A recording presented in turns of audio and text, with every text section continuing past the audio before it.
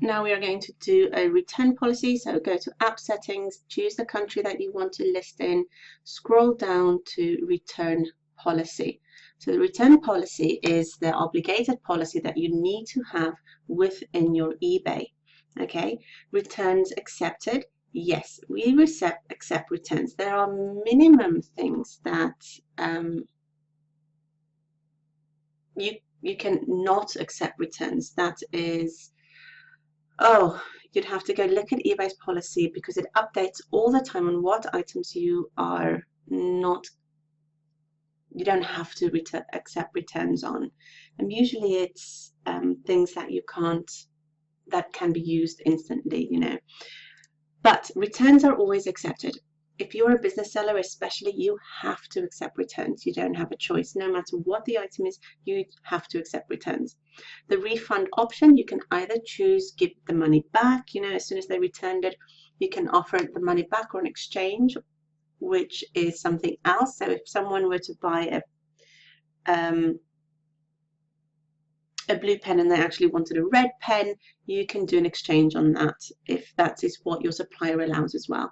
Money back or replacement, so you can either give their money back or replace the item should it have been damaged. Some people prefer just to do refunds.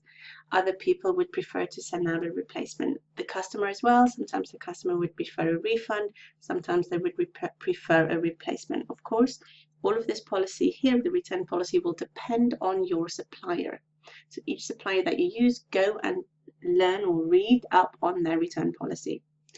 So returns within options. You can choose whether you want to have a 14, 13 or 30 or 60 days or 1 month's return policy.